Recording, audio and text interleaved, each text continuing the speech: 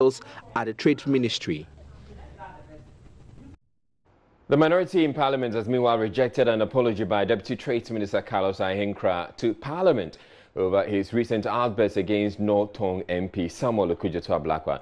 Mr. Ahenkorah called Mr. Ablakwa a thief who has stolen all his life. Addressing the media in Parliament, Mr. Ahenkorah apologized for his comments. What happened here, I think, on Tuesday shouldn't have happened, if you ask me. It was what the researchers will call an outlier, something outside the norm. Issues cropped up. We got incensed. There was exchange of words. I was probably more aggressive, and I think that I wouldn't mince words. I should apologize to the whole of Ghana, the people of Ghana, for what happened. It shouldn't happen. I apologize to the institution of Parliament as far as you're concerned, because this is a house of honorable people, and what happened shouldn't have happened. Then, of course, my own brother, if you like, from another mother, being honorable people in the same house, we could have contained each other and not let words fly out of our mouths. I apologize unconditionally, and I say that let's let bygones be bygones.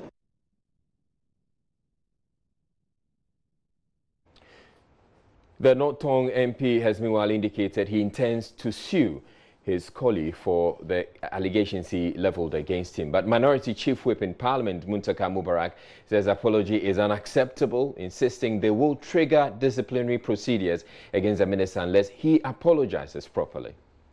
How to make an apology? You saw the insult that he rained on him. He's supposed to apologize properly.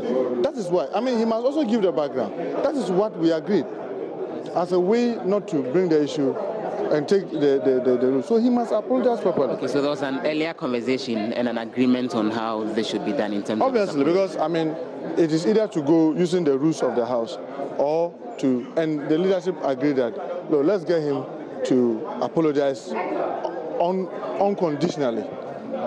So the apology he gave between you and I, was that really an apology? If you look at the kind of thing that he did, he must apologize properly.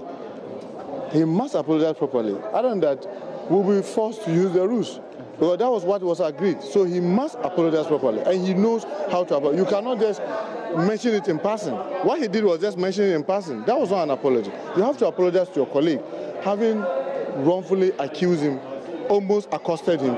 You need to apologize properly. He didn't apologize properly. Okay, so what will happen next? Your point about then the House rule would have to be applied. We insist that he apologize properly.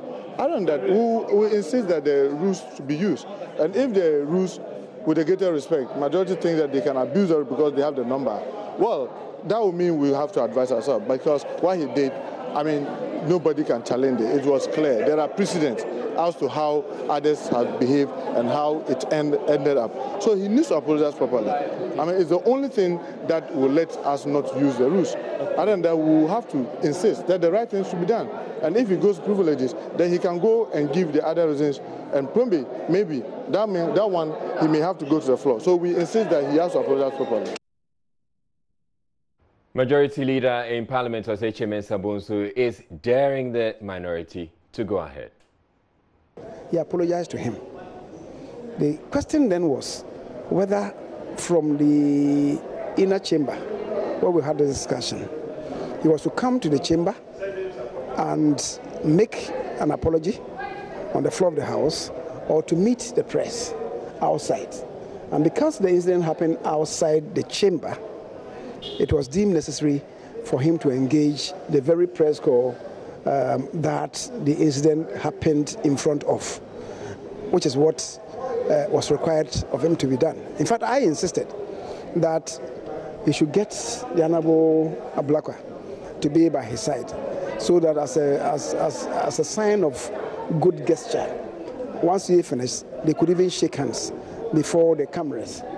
Unfortunately, when we left and came to the chamber, when he was expected to also recline and do that, Okudzeto was nowhere to be seen in the chamber.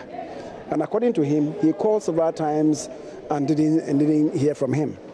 I think that might explain the issue that you are raising now, because it would seem to me that if he were there, would have been a person to testify as to the terms of the agreement.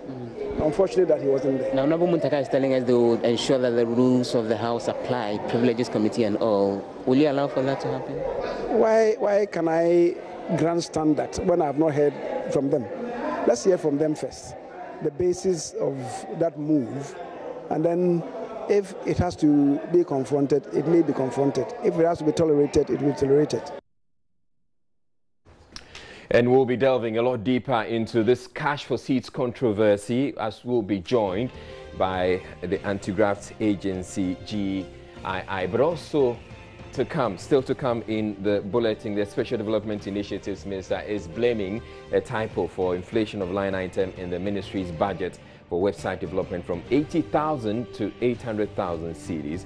The minority is not convinced and wants the minister fired. He also has some anti-corruption implications, there are corruption implications that will be looking into all of that when we return from the break station.